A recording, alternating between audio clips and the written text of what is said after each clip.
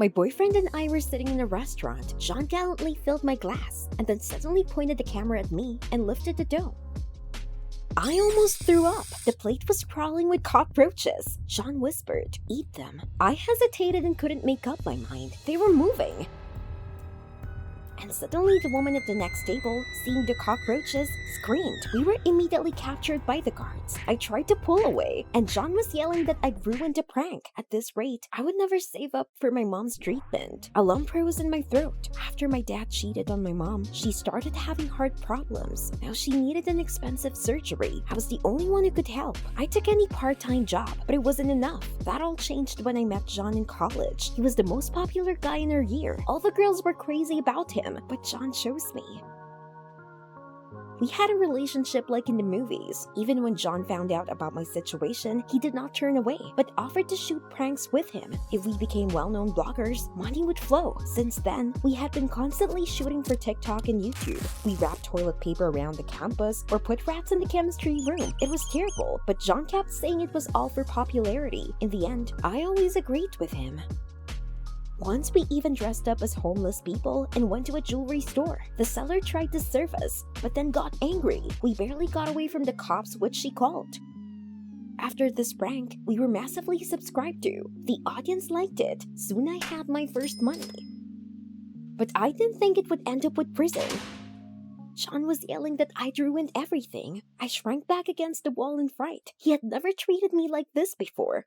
But while we were being driven to the station, John calmed down and then gently stroked my cheek and apologized. I smiled. "It's all right, honey. I understand." We were in the cell for about 5 hours. I couldn't stop thinking about my mother. She probably was worried. But then the door opened and a cop yelled that we'd been bailed out and we were free. Wait, but who did it? The cop said to hurry up. Somebody was waiting for us in the lobby. Looked at each other. We went there and immediately noticed a man in an expensive suit. With a grin, he introduced himself as Buddy. It turned out that he was in the restaurant and saw our prank with cockroaches, and he thought it was funny and brave. But why did he decide to release us? And suddenly Buddy said mysteriously that he had a special offer for us. Can we discuss it over a cup of coffee? He chuckled. I whispered to John that this guy was suspicious, but John had already told Buddy that he agreed to everything. Then he said, "Don't you want to help your mother?" We went to a coffee shop nearby. Buddy gave us an arrogant look that sent a chill down my spine and said he was planning a huge prank. It turned out that he had been following our channel for a long time and realized that we were a perfect match. And what was the prank? Buddy grinned. We were supposed to be at the bank at 6 this evening. Was that all? But he added that it was not that simple. I had to become a dog. What did he mean? Buddy explained I would be in a dog suit and John would lead me to the bank on a leash. I slumped back in my chair. Why would you do that? Then Buddy calmly said that this was just a protest against the ban on coming to the bank with animals. "I'll give you $5,000 each for this." Buddy finished. John's eyes lit up immediately, and I knew he was about to agree. I immediately pulled him back. "John, why don't we talk this out?" We moved aside, and I immediately blurted out that being a dog on a leash was humiliating. It was some kind of slavery and belittled the rights of women, and not a fun joke at all. But then John looked at me in the eye and said it would be alright. With this money, I could cure my mother, and we would have some left for a good life. I got little butterflies in my stomach. Yes, John, you're right, as always.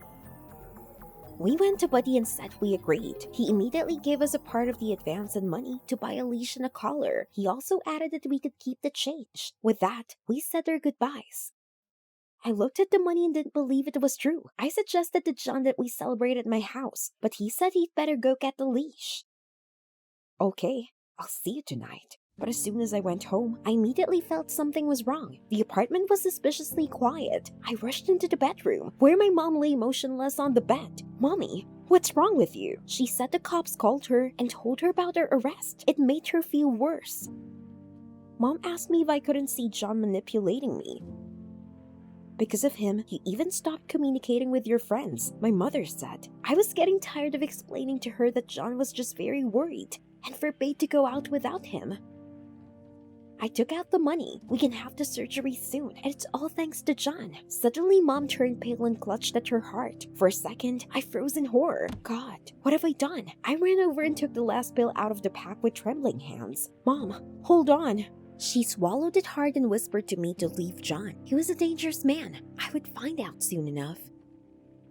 I didn't dare protest. All I said was that she needed some new pills, and I would go get them now. I got to the pharmacy quickly, and as I was leaving with the drugs, I suddenly noticed John on the other side of the street. What's he doing here? Then Buddy came to him. They went together to a cafe nearby. Strange. Why would John go out with Buddy without me? I pulled my hood up and followed them in. I need to find out what's going on. They sat down at a table not far from the bar. I quickly sat down at the bar, shaking with tension. I hoped they wouldn't notice me. I listened. Oddly, John spoke to Buddy as if he were an old acquaintance. This little fool always listens to me and won't guess anything. Today we were going to rob the bank. John said solemnly, "Wait, this is a joke, right?" But Buddy nodded and said that while everyone was staring at my stupid dog costume, he would sneak into the vault. John laughed unpleasantly, and then I realized John and Buddy wanted to use me. I couldn't believe it. John was my boyfriend. He only shot harmless pranks, not robbing banks. I was in so much pain. I immediately jumped up and ran for the exit, and then the waitress turned a corner. We ran into each other. The tray fell to the floor, and everyone stared at us. My stomach went cold with horror. I looked around. John and Buddy were already on their way to me. Oh my god. I quickly ran out of the cafe. My heart was pounding, but I couldn't stop. John knew I heard everything. At that moment, I was grabbed and a hand clamped over my mouth. I started to kick, but John was so much stronger. He dragged me somewhere. No, let go. But he just shoved me into the car. I was shaking. John, why are you doing this to me? He laughed. He never gave a damn about me. He just could make good money on such a fool on TikTok. But now he was going to hit a really big jackpot. I looked away to hide my tears. No, I will not participate in the robbery. Then John grabbed me roughly by the chin and told me that I would be his slave not just today, but for the rest of my life, if I don't want anything to happen to my mom. At that moment, Buddy came. He opened the door and reached for me, a metal collar in his hand. "Let me go, you idiot!" I struggled and screamed, but John held me tight, and Buddy put the collar and the muzzle on me to keep me quiet. Soon we were at the bank. John pushed me out of the car and led me on the leash to the bank. I felt terribly broken, but I thought one thing. I needed to stop them. John took me to the bank and immediately shouted, "Freedom to the animals!" I wanted the ground to swallow me up when everyone looked at us. What a shame. The guard came towards us. Then I saw Buddy at the end of the room, and the chill went through me. No, I won't be a slave. I'll save the people, and then I'll get my mom out of town right away. John will never find us. I exhaled and made up my mind. Mom, you'll be proud of me soon. Then I abruptly pulled off the muzzle and shouted that it was a robbery. I hoped that Buddy would be captured immediately, but instead there was a commotion. The guards looked around in confusion. "Come on, catch the robber!" But suddenly they grabbed us and dragged us to the exit. "No, you don't understand. Buddy is the robber. He's there." But the guards wouldn't listen. At that moment, Buddy, who was lurking at the cash register, gave a smug wink. John hissed that I'd messed it up again. No way. I stepped hard on the guard's foot, and he let me go for a second. That was enough. I immediately rushed back. Buddy was already threatening the terrified employee, and she was putting money in his bag. "You will answer for everything." I ran up and jumped on his back. I needed to give time for the employee to call the police. Buddy tried to throw me off, but I held on tight. But suddenly Buddy spun around, and I fell to the floor and hit my head. The last thing I heard was the sound of police sirens. I woke up with a terrible headache. I looked around and realized that I was in a hospital room. My God, John was sitting on the next bunk. Looking at me straight, he told me that Buddy was behind bars and that we were considered heroes. Suddenly, John leapt up to me and pinned me against the wall. He hissed at me not to turn him in. I remembered what he said, didn't I? Of Of course, and threats and blackmail. I was John's plaything from the start, but I had to get stronger to understand that. Instantly, I grabbed a leash and wrapped it around John's arms. He didn't even have time to recover. Security! Over here! I'm not John's doggy anymore, and I won't let somebody push me around. A month later, John was put in jail. He glared at me all through the trial, but I was calm. The fear of John was gone, as was the love. And then, on the city day, I got a bonus for helping the police. My mom was so proud of me. The money was enough for the surgery, and now I was calm. I remember the story with a smile now. I learned not to be manipulated and to rely only on myself. And once again, I was convinced that honesty is the main thing of wealth. Did you like the video? Subscribe and like it. Support the channel. Thank you. Latex bodysuit was so tight that I couldn't breathe, and the fishnet ties painfully dug into my thighs. I opened the dressing room curtain and waited in horror for my mom to say something, but she looked at me in silence, turned around and went somewhere. And it was clearly over the top. But a couple of minutes later, she came back with a fluffy Playboy girl tail and said it would perfectly complement my look. It all started one strange morning. I was having breakfast when my mother ran into the kitchen yelling that she needed help. I was the only one who could save her. I finished my sandwich while my mom dragged me into the car. What's going on? She started the engine and asked for my college's address. What's the point? My mom was never interested in my studies. She was at the parties all day long. As soon as we drove away from the house, my mom asked me to pretend to be her friend. I think she fell in love with a guy from my college, and now she wants to seduce him. Mom, are you crazy? We pulled up to the college and stopped at the main entrance. Mom pointed a finger at one of the guys. Here he is. My classmate, Frank? It was like an electric shock. I've been in love with him for a year. We've only talked a couple of times, but it was enough to understand that we were soulmates. And now my mother and I are pinning for the same guy. You will help me, right? My mother's voice brought me back to reality. I hesitated. This is some kind of nonsense. No one will believe that we are friends. And then my mom blurted out that if I didn't agree, she wouldn't pay for my studies anymore. I could tell by her attitude that she wasn't joking after she gave birth to me at 17. My mom never tried to get an education. I didn't want such a fate for myself. Hesitantly, I still agreed to help her seduce Frank. Hopefully she'll switch to another guy soon. My mom always does that. Mom decided that I would take her to the party where Frank would be, and then Mom would do everything herself. Scrolling through college students' Facebook pages, I found out that one guy's parents have left, and he's going to have a Playboy-style party. My mother was delighted, but I was not in the mood for jokes. I hoped at the last that rabbit ears would be enough for the costume. At the set time, we're standing on the doorstep. I was burning with shame because of the tight bodysuit, but my mom was delighted. Some drunk guys were whistling to us from the other side of the street. I pressed the doorbell hard. Hurry up and let us in. But when my classmate Anne opened the door, it turned out that everyone at the party was in ordinary clothes. Am I being played? Anne explained that the other girls were too shy to come in revealing costumes, and asked what my friend's name was. Ma? I started but then stopped. Melanie. My mother gave me a reproachful look as she came in. I almost revealed her. While my mother hovered in front of the mirror, I decided to look around the house. Suddenly, I saw Frank sweetly smiling at some girl. My stomach clenched. I didn't know he had a girlfriend. Then my mother came back, and I thought that since she had noticed Frank with this girl, she'd decide to give up her crazy idea. But that didn't happen.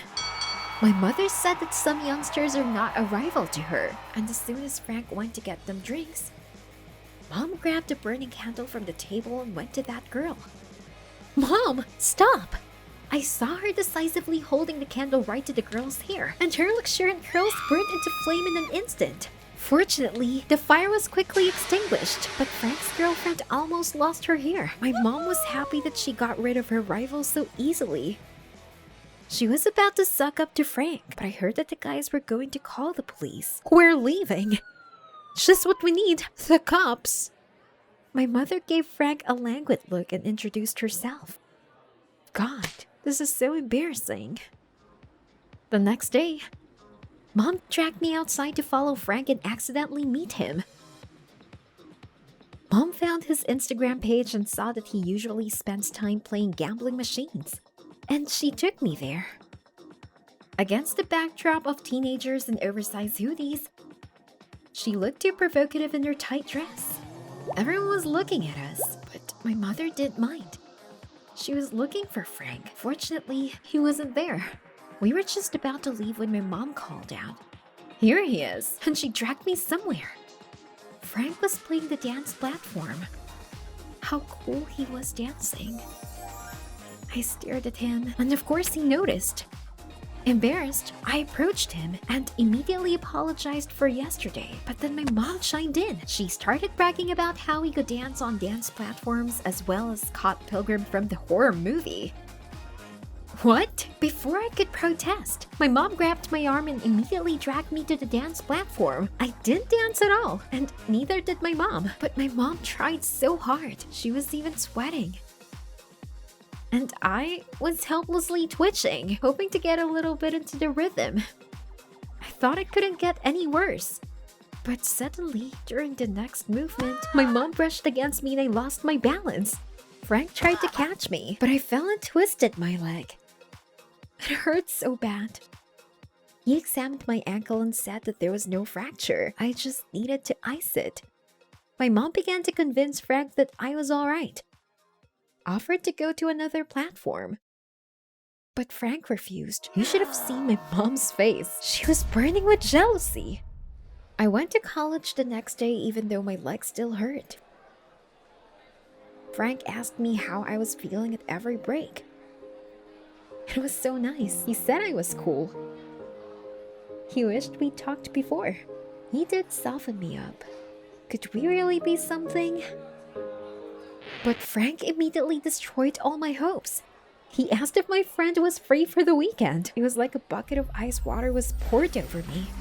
He had a crush on my mom after all. Fighting back tears, I said I'd pass on the invitation and said goodbye to Frank. My mom was preparing for a date all evening, sorting through dresses and thinking about what makeup would suit her best.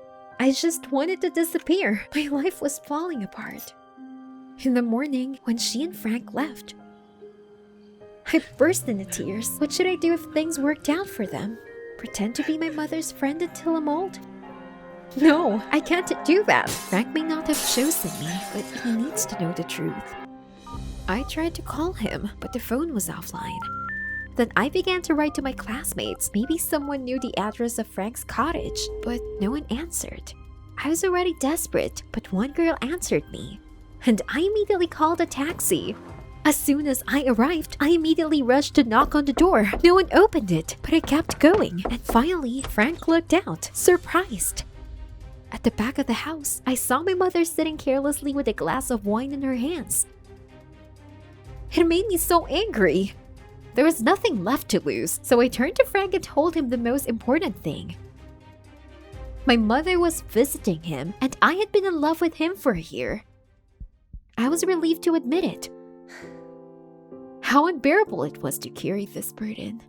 Mom jumped up from the couch, throwing her glass on the floor. She shouted that I was a traitor and ran into the street only in dress. Frank was taken aback at first, but quickly pulled himself together and said that we needed to find her. It could be dangerous in the forest. After all, we were quite far from the city. We immediately went in search of her. I was so excited. I just wanted to tell the truth, but it turned out I just messed it up. Why did Frank react so calmly? Suddenly, he said that he had known the truth for a long time. Someone from college recognized my mom at the party, and rumors spread fast. At first, it was just fun for him to watch us, but soon he really liked me. But for my mom, he had a special plan.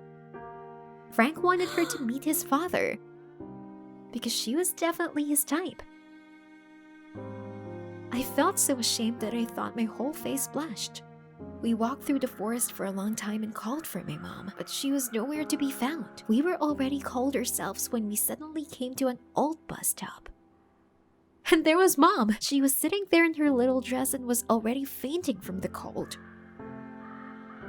I ran to her and hugged her. It was great that she was okay. Frank immediately gave her his jacket, and we called a taxi. We went back to the cottage. We were met at the door by a polite and handsome man, Frank's father. He was surprised to see us like this and said we could use some hot tea. I even thought that he would really be a great match for my mother. But my mother, when she looked at Frank's father, was taken aback. Without taking her eyes off him, she whispered, "Is it really you?" Then she slowly shifted her gaze and said, "Lily, this is your father. Say hello." I could feel my legs faltering. I think I just found out that I had been in love with my own brother for a year. I was very late and ran, pushing aside the crowd of hipsters. Stupid punk festival. But then I stopped short. In the crowd, I noticed my boyfriend walking with some girl, hugging her. Hey, what does that mean? I caught up with him and grabbed his arm. Who is she? But Ron, as if nothing had happened, said that this was his new girlfriend. I was furious. What about a relationship? Ron laughed, saying I cheated on him first. I didn't know what he was talking about. Then Ron showed me a picture of me making out with a bartender in a nightclub. How is this possible? Anxious, I tried to explain that it was probably just a girl who looked very much like me. But Ron wouldn't even listen to me and just left with that girl. Absolutely knackered, I dragged myself to the cafe, where Wendy, my friend, was waiting for me. We were supposed to meet before my important interview. Wendy gave me a quick wink saying, "I see why you're late," but then she noticed that I was as pale as a ghost. I tried to say something, but I couldn't help but then started crying. I told my friend about Ron and the photo we broke up about. I thought Wendy would support me, but suddenly she said I didn't have to lie to her. She was at the party and saw everything with her own eyes. Wendy even talked to me. But I was so drunk, it was clear why I did not remember anything. I had never had a drink in my life. But Wendy didn't believe me, and this was my best friend. I didn't want to talk to her anymore. I looked at my watch and realized I was late for a meeting. I had an important interview scheduled for a position as a journalist for a major publishing house. My parents really wanted me to build a brilliant career. I was out of the cafe in a flash. It took a long time to wade through the crowd of screaming punks to the publishing house, so I came right up to the beginning of the meeting. And then at the entrance, some passing guy crashed into me. A red stain instantly spread across my blouse. That jerk doused me with cheap booze from his bottle. Heck! I ran as fast as I could to the nearest bathroom to wash my blouse. Fortunately, the stain was removed, but I did not have time to dry it in such a provocative way. I looked like a contestant in a wet t-shirt contest. What would they think of me? In addition, now the ugly scar on my right shoulder could be seen. I was embarrassed by it since I was a child. Sighing, I buttoned up my blouse and ran to the interview. Nothing more to lose. As soon as I entered the boss's office, he gave me a disdainful look. Of course, a see-through blouse, and I smelled of wine. Before I could say hello, the boss said sharply that I was not suitable for them, and all because of the blouse? I tried to explain, but the boss handed me a newspaper from yesterday with the headline, "Punk Festival Scandal." It was me in the photo. The article said I was terribly drunk and singing obscene songs. Barely dressed until the police took me away. I shouted that it was complete nonsense. During those events, I was in the library and preparing for exams. But the boss didn't believe me. They don't want people who spoil the company's image. I took the paper with me when I left. The damned hipster girl ruined my life. I needed to find out who she was. With a newspaper in my hands, I went to the stupid festival. It was disgusting to go there, but I, as a journalist, had to get to the bottom of it. I showed a photo of the girl of bunch of punks and asked about her in bars, but everyone said the same thing. I was in the photo and I was cool. Thanks for the help. At some point, I thought, what if this was a prank from someone I knew? Photoshop? But why? Suddenly, my thoughts were interrupted by a bright flash of fire. I found myself at the fire show site, and then, in the midst of the flames, I saw her. My exact replica was juggling flaming balls. I could see a scar on her left shoulder that looked like mine. Probably she had gotten it at the fire show, but why expose such ugliness? The girl finished her performance, and I went over to her. The hipster girl was taken aback. What the hell? Are you my clone? The girl's name was Alice. She laughingly told me that she too had been pestered by rumors that she had taken off all her piercings and was holed up in a library. I tried to explain to her that my life had suffered much more, but Alice was absorbed in her own thoughts. She thought it was all very funny. Then Alice was interrupted. It was necessary to return to the performance. If anything, copy. You know where to find me, she said, and ran back to the stage. I went home in a state of complete confusion. What just happened to me? At home, I told my parents about this crazy Alice and showed them the photo. She was the reason I failed the interview. But they threw the paper away without even looking at it. What if she's my clone or my sister? I did not calm down, but Dad said it was all nonsense. All he cared about was my failure in the interview. Now you have to study twice as much to get into college. He announced that I would be under house arrest until the exams. He and my mom decided that during this festival, I had nothing to do on the street at all. I had to think about my future.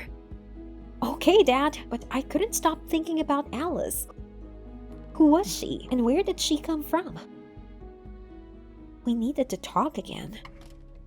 So I decided to run away from home and get out of the room through the window. I had never violated my parents' prohibitions before, but the truth was much more important. Alice was glad to see me. But I immediately pounced on her and asked why she wanted to ruin my life. But Alice just laughed, said that everything that was being done was for the best, and offered to take part in the fire show together. It'll be spectacular like a fire show of twins, she exclaimed. Well, no. Why would I be waving fireballs half naked? But Alice made a condition. She would talk about herself in detail after my participation in the show. Well, I was willing to do anything to find out the truth. For the sake of complete similarity, Alice made up me as well as herself. We became completely indistinguishable from each other. We practiced a little and the show started. I didn't expect it, but it was such a delight. During the performance, I couldn't take my eyes off Alice. With the fires lit, she looked so free. So confident. No obligations, no cramming, no rules. Oh, I wish I could feel that freedom for a second. I stared at Alice, and the fire I was holding leaned out of my way. My shirt immediately caught fire. I screamed. Alice quickly jumped up to me and put out the fire. The shirt was ruined and I took it off. Then Alice noticed my scar. We have too much in common, Copy, she joked. I looked at her and thought Alice was my complete opposite in character, but I also liked her. Amazing. And then there was the coincidence. The scars, the same appearance, like in the movies. Melanie, go home immediately! I heard someone call out to me. I turned around and saw my mom and dad in the crowd. Heck. I was confused, but Alice, finding out that it was my parents, grabbed my hand and we ran. As we pushed through the crowd, I could hear my parents asking me to stop. Melanie, I'm begging you! I looked back at the moment. Mom and Dad stopped to catch their breath. They looked exhausted. I felt sorry for them, and we approached. When my mother saw Alice and me next to her, she was stunned. She stared at her scar in amazement, trying to say something, and then fainted. But Alice was not confused and called an ambulance. Mom only woke up in the hospital, and the first thing she said was that Alice was my sister. It turned out that we were born Siamese twins, and we had fused shoulders. The separation surgery was supposed to be easy, but the doctors told my mother that my sister did not survive. But now she recognized Alice. She felt that it was her daughter. I knew I was adopted, Alice said. She told me about her mother. She worked as a nurse in a maternity hospital and was childless. Once, in anger, her mother shouted that Alice was not her daughter, and that was why she was so much trouble. And Alice ran away from home. She was always attracted to the free life of punks. It turns out that the nurse just told Alice. Oh my god, I had a sister. I couldn't believe it. Tears were streaming down my cheeks. And Alice kept laughing and hugging us, her real family. My mother's health was not in danger, and we quickly drove home, all together. Alice wanted to stay with us during the festival. My parents didn't mind at all, and neither did I. Soon, I successfully passed the exams, and my house arrest was lifted, so I was able to go to the fire show even though I often hid it from my parents. Alice spent time with her mom and dad. She was glad that she had found her real family. We had been thinking about these changes in us for a long time, and in the end, we decided to switch places. We changed into each other's clothes and pretended that Alice was going to continue hanging out with her punks. But in fact, she stayed at home with her parents, and I went to conquer the expanses of a new, cool life. So, come to the next fire show. I'll rock. He was supposed to show up around 12. I was already waiting for him at the elevators, dressed as a cleaner. Finally, Chris appeared at the entrance. Immediately, I put the mop in the cart and quickly followed him. Chris Sparks was a controversial photographer, and he dug up dirt on my boyfriend Ben. I had to steal the flash drive for the pictures right out of his pocket. I was almost at his side when the big guard called out to me. Stop! I pretended not to hear and quickened my pace. But the guard grabbed me by the elbow and abruptly blurted out, "I told you to wipe it here." I tried to pull away. I couldn't let Chris go, but the guard made it clear that it was pointless to argue. I grabbed him up and quickly wiped away the stain. The guard turned away, pleased with himself, and I saw Chris step inside the elevator. The doors were slowly closing behind him. Damn, I'm missing him. Then I kicked the cart as hard as I could. It slammed the elevator and immediately blocked the doors. The noise made everyone in the hall stare at me. Oh, I'm so clumsy. Sorry. I quickly pushed the cart into the elevator and pressed the button for the top floor. I only had 15 seconds to get the dirt from Sparks. The doors closed. The game began. The stakes were high. Tomorrow, my boyfriend Ben was going to participate in the final stage of the mayoral election, for which he had been preparing for a whole year, and I helped him. If Chris handed over the flash drive with the dirt in the hands of journalists, Ben would lose. And here I was, disguised as a cleaning lady, standing in the elevator next to Chris. I did everything according to plan. I took out the glass cleaner and began to wipe the mirror. Then I deliberately sprayed on some Chris's jacket. I'm sorry, I'm so clumsy. The jacket needs to be washed urgently, otherwise the liquid will corrode the wool. Before Chris knew it, I'd already taken off his jacket and was ostensibly scrubbing at the stain. In fact, I definitely reached into the inside pocket of his jacket. We knew that Chris carried important things there. But there was nothing inside. Where was the flash drive? At the moment, Chris thanked me, took his jacket and turned to the mirror in the elevator to adjust it. Then I saw him put something small in his back pocket, so he was holding the flash drive in his hands all this time. I looked at the panel. We had almost reached the top floor. There wasn't much time left. So I took a couple of steps toward Chris. Sure, getting the flash drive out of his hands was a lot harder, but I had to try. I was standing right next to him.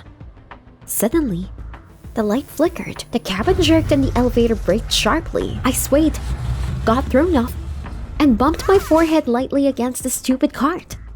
This was my chance. I pretended to hit myself hard and asked Chris to get me some water. He became nervous, turned to the cart, and started looking for the bottle. At this time, I reached into the back pocket of his pants and found the keychain, which apparently was attached to the flash drive. I grabbed it and pulled gently. That's it. Almost got it. Then Chris turned around. He was holding a bottle of water. I jerked my hand away and pretended I wasn't thinking straight.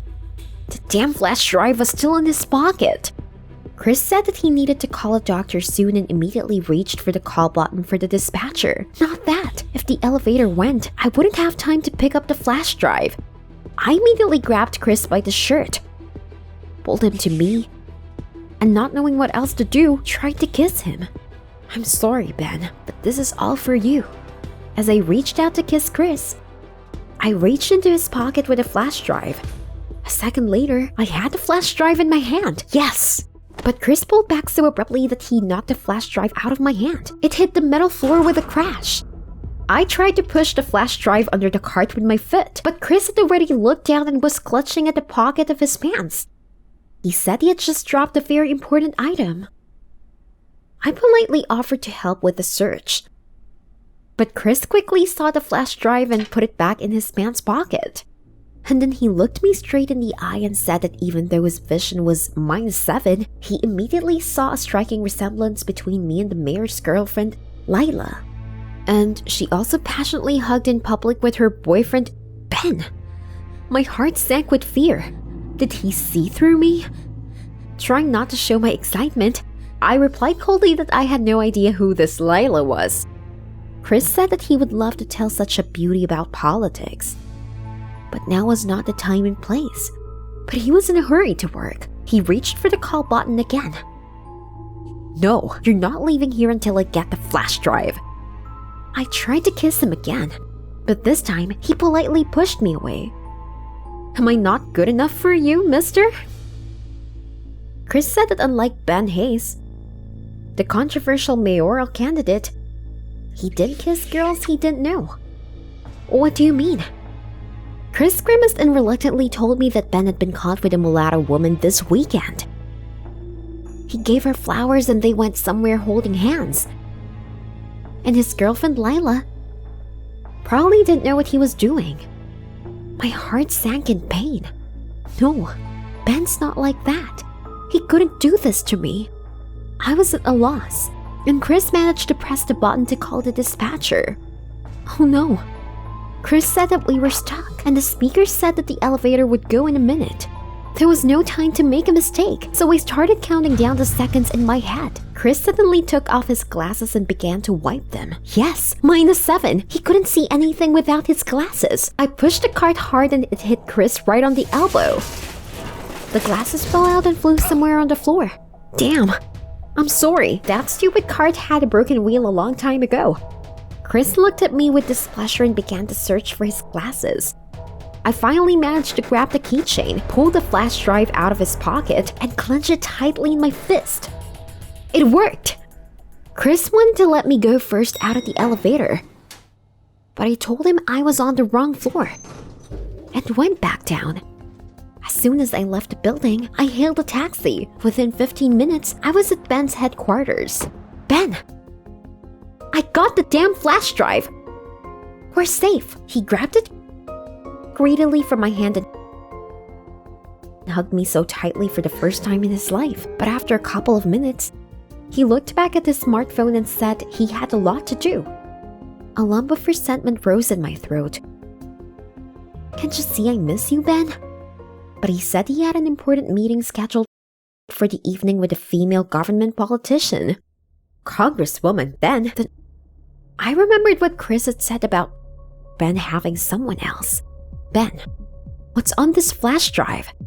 You still haven't told me what dirt they found.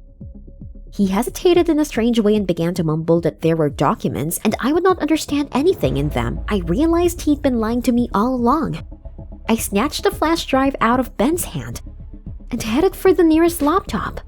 Ben tried to stop me, but I pinned his foot down with all my strength. Let's see what you're hiding from me, my love.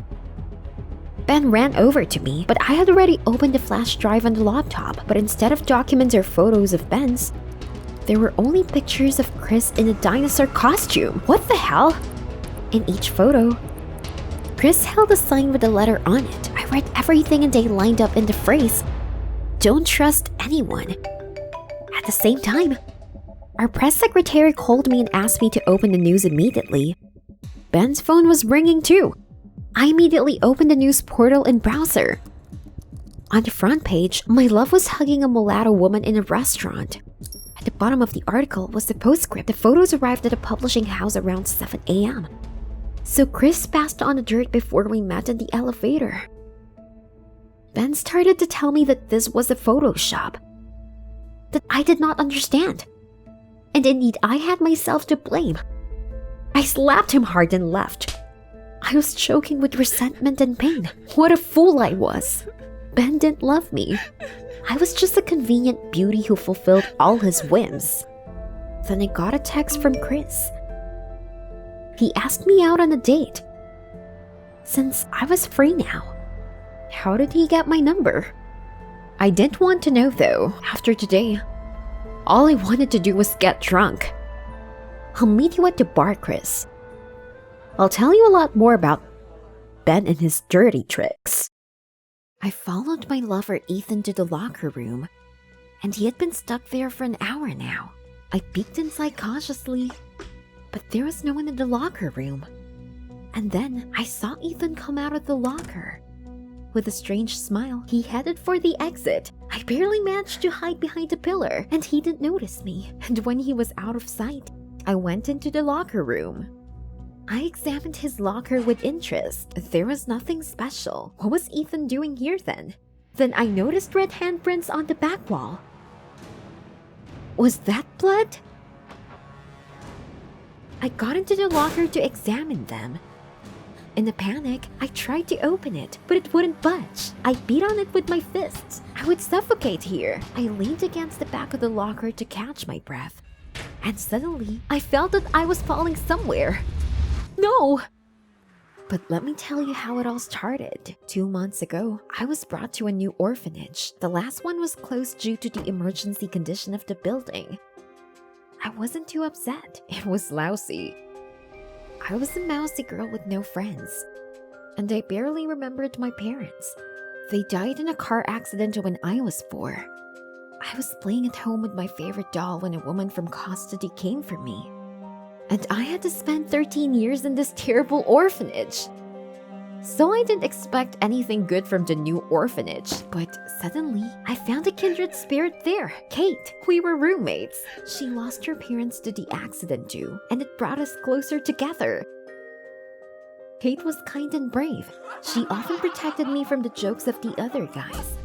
And she also noticed that I liked Ethan, everyone's favorite in the orphanage. This guy studied hard and even helped out in the library. He was a handsome man. And there was something mysterious about him. Yes, I fell madly in love with him. But I was afraid that he would reject me, so I watched him from afar. Kate also tried to dissuade me from that, saying that it was not safe to go around the orphanage alone. She said there was a legend in the orphanage. Every year, a girl disappeared in it.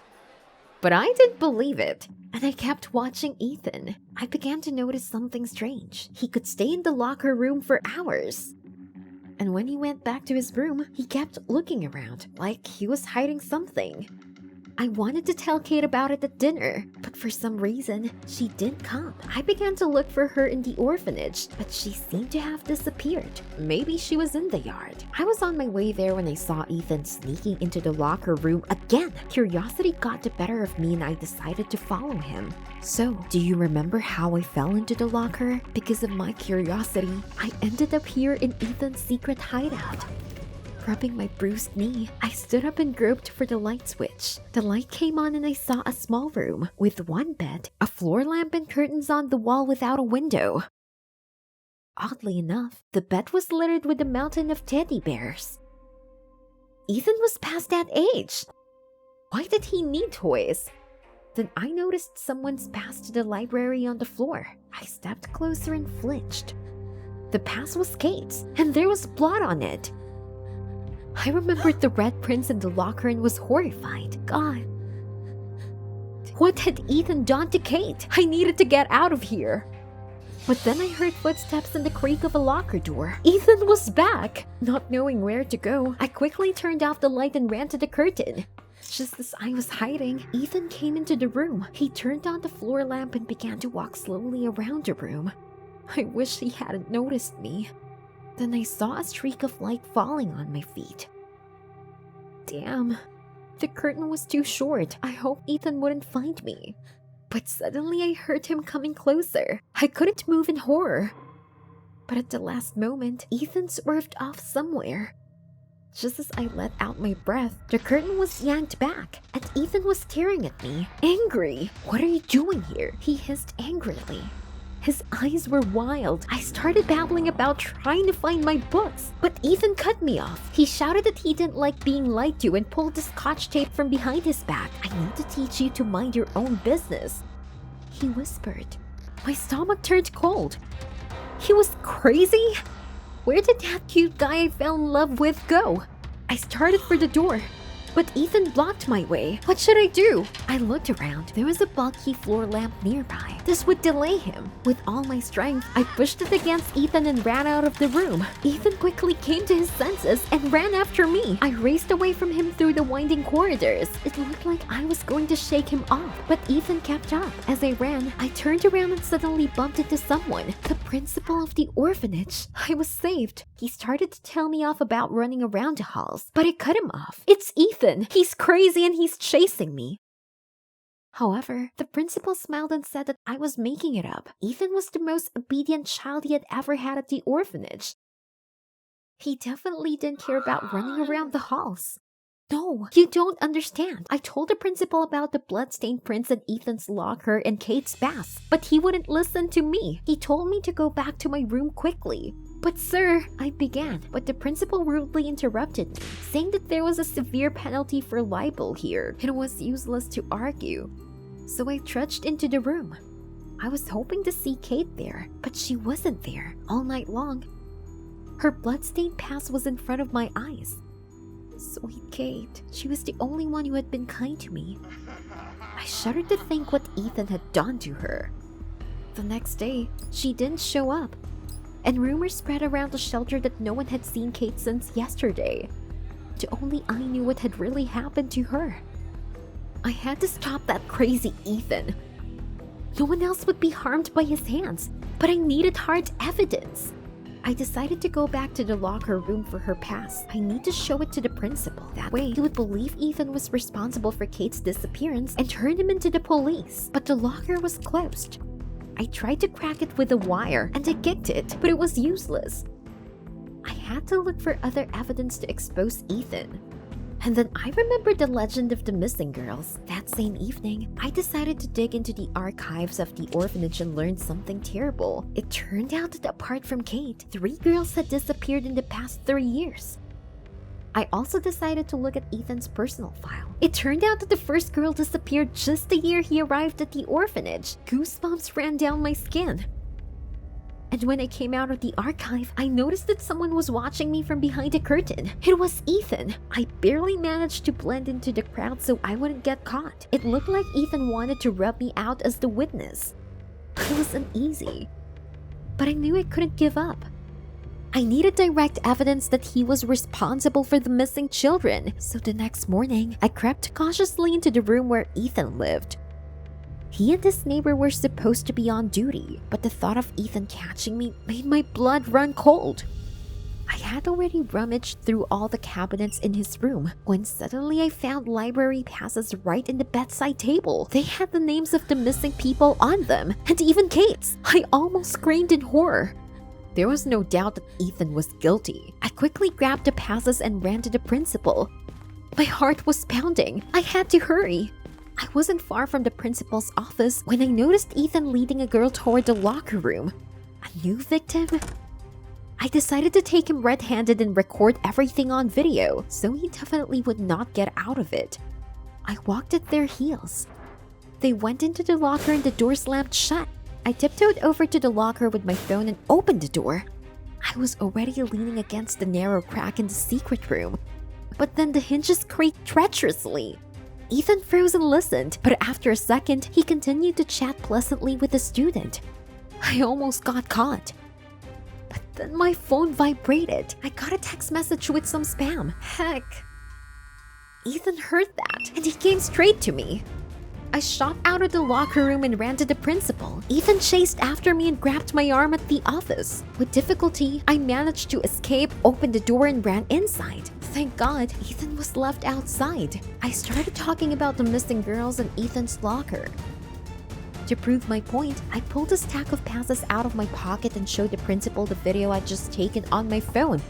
He was about to believe me. But at that moment, there was a knock on the door. Ethan came into the office. I staggered to the side in surprise, and he smiled at me as if nothing had happened. Ethan said that he had heard what I had said about him, and he explained that he was only helping the girls catch up on literature. That's what the secret room was made for. The girls themselves did not disappear anywhere. They were simply taken to new families. But what about the blood in the locker? I asked. Dumbfounded, Ethan grinned and said it was red gouache for a library poster. This was nonsense. Ethan made it up. I started screaming that Ethan was a liar and a psycho. The principal and Ethan looked at each other and took my arms. I struggled. They were clearly in cahoots with each other. I never had such a tantrum. I started choking and passed out. I came to myself in a strange place. People were wandering around in the same clothes. The doctor took my hand and told me that I was having paranoid attacks and needed treatment. What? I was healthy. I pulled away from his hand and tried to run away, but I was quickly pinned down and injected with something. I woke up in a straitjacket. Apparently, I ended up in a mental hospital. I was drugged, and after a couple of days, it seemed to me that I had gone too far with surveillance.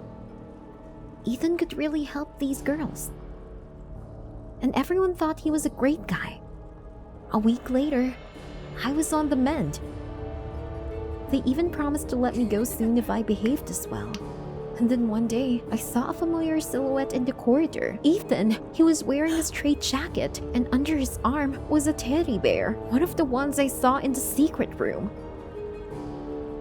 I was paralyzed. Ethan smiled and came over to me and whispered, "You're right. I did this to Kate and the others. Now guess who's next?" I ran out of the apartment and rushed down the stairs with my suitcase. The short dress was about to pull up, and the high heels could make me break my legs. But the cops were already in the doorway. I ran into them on the stairs. I prayed they wouldn't find me out. One of them stopped and told me that such a cute girl has to get out of here as quickly as possible, and ran after the others to catch a dangerous criminal. That is actually me. Gone. They didn't recognize me.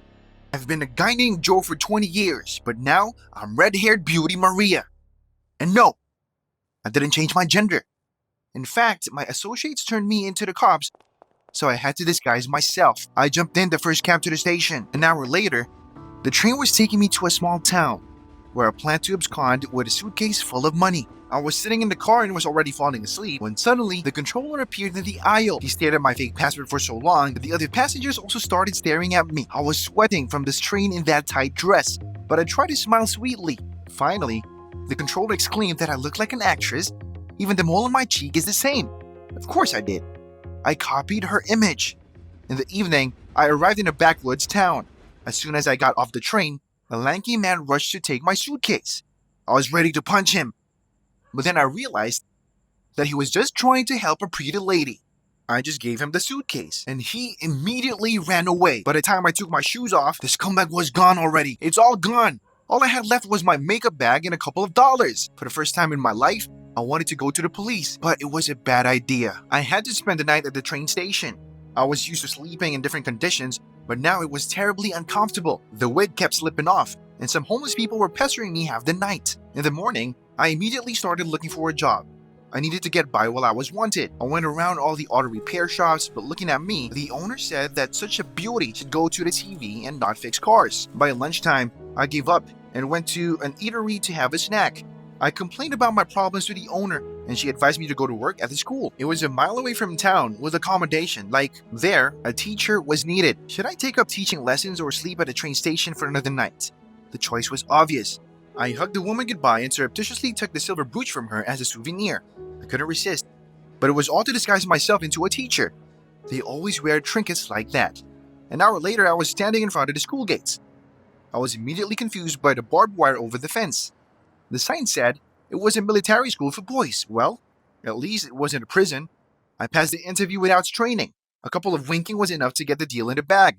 But when the principal asked me about my education, I had to use my imagination. I told him that I had just finished my studies abroad and that my diploma had not yet been sent. And this fool believed it. I was put on probation. So from that moment, I got a job in a nice small room. I'm going to stay here for a couple months until the investigation subsides, and then I'm off. The principal also promised to give me a new class. And why is he trying so hard? Did the old man decide to hit on me? God forbid. I'll have to hide from him as well. Like cops aren't enough for me. I terribly worried before the first class. What if they realize that I don't know anything about literature? I only read comics. But what a relief it was when none of the students came. I was about to watch a movie when I heard the principal's voice. I had to find these fools, still having my high heels on. It turned out that they were assembling an assault rifle outside. I snatched the weapon from them and quickly assembled it, telling a wild story about soldier spirit that settled in the rifle. Meanwhile, a guy in a sports suit came up to us. He turned out to be the local PE teacher, Tom. He looked at me with such a nasty smile that I wanted to hit him. Gosh, why is everyone at this school so interested in seeing me? I'm hiding from the cops, by the way. I don't want to go to jail. The next day, the same macho guy came to my class, and in front of all the students, he said that I was the most beautiful teacher in the world, and he was asking me out. And he did it so cockily, as if he expected me to fall at his feet of joy. No way, I said I didn't date men. His eyes widened. What the heck did I say? The kids just burst out laughing. Well, it was embarrassing, but my classes were just awesome. Once I remade Romeo and Juliet and told them that it was a real story, and it happened in a distant province with my aunt. That's where I learned how to assemble assault rifles when all the swords were taken away. The boys were delighted. They learned poems by heart. I think I was starting to enjoy working as a teacher. But Tom couldn't calm me down. In the dining room, he got me a heart-shaped cake in front of other teachers. This was so frustrating. I dropped it on the floor and blurted out to Tom that I wasn't some woman to give me darn cakes. Tom turned red and stormed out of the dining room, shouting that I would regret it. I was about to conduct the first test. I had already photoshopped my diploma and started reading a lot of books. As a result, I managed to somehow concoct the test using the internet. The day before, I was so worried that I couldn't sleep. I had to sleep in a woman's nightgown for secrecy. And this isn't very convenient, actually. And then I heard a knock on the door. I jumped right up, put on a wig and a dress. I opened the door and saw my student. In tears, he told me that Tom, the PE teacher, was trying to persuade him to set me up during the test. The kid was supposed to give me the money, and the other guy was supposed to take a picture of it. Tom was going to send these photos to his parents and to the newspaper. I was furious. No one can accuse me of something I didn't do. I burst into PE class this morning. Tom was so happy to see me until I twisted him with my signature move. Learn, kids. I only let go when I felt my fake breast slide down to my navel. Man, I hope it didn't notice. I had to get out of there before the guy came to. But from the moment on, I was on tenterhooks. What if he figured it out and was going to turn me in? How terrified I was when a cop showed up at school the next day. They gathered all the teachers and gave them flyers with a photo of me still being Joe. Tom looked at the flyer for a very long time, and then he glanced at me. Goodbye, kids. I have to get out of here. I had just made that decision when the principal caught me in the hall and asked for an urgent conversation. In the office, the old man began to talk nonsense that he had applied for a competition on my behalf in order to receive a grant in the future. So that's why he was so nice to me. He wanted to embezzle money with my help. No way. I didn't participate in this anymore. I don't want to spend my life wearing women's clothes and hiding from the cops. I gently gave the principal the heave-ho and left. I wouldn't work at that school anymore anyway. Bloody Tom is going to turn me in for sure. I had to run away as soon as possible. An unpleasant surprise was waiting for me in the room. Big Tom was standing there holding my passport. Things were scattered around. Heck, I tried to say something, but Tom pulled off my wig and handed me the flyer with my face on it. There was no point in denying it. But I begged him not to turn me in because I really loved his job and I wanted to start my life with a clean slate. But Tom just stared at me. In his eyes, I was a pathetic criminal. He threw my wig and left. The cop showed up at school again that night. I thought they came for me, but they walked past me into the principal's office. He was detained for financial fraud. What a relief. So I had time to convince Tom not to turn me in. Just when that thought appeared in my head, Tom came up to me. It turned out that he was delighted with the way I knocked him out. You bet. This is a secret trick of the Italian mafia. He promised he wouldn't turn me in if I told him the technique. Well, you can do anything for peace of mind, right? I was sick and tired of trembling at every step.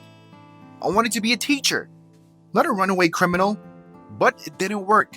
I was turned in by the cafe's owner for a goddamn brooch, a darn heirloom. I wish 100 times that I hadn't wanted this trinket. The police came to the school again. They came in the classroom and tied me up right in front of the kids. At that last second, I pulled off my wig and told the students the truth. I couldn't let the cops do it for me. And here I am with my 3rd month in prison. I haven't changed my mind about becoming a teacher, and when I'm out, I will definitely find a job at the school. My former students have not forgotten me. They visit me and even bring parcels. I can't wait to get out of here. And then I promise to quit with the crimes and women's dresses.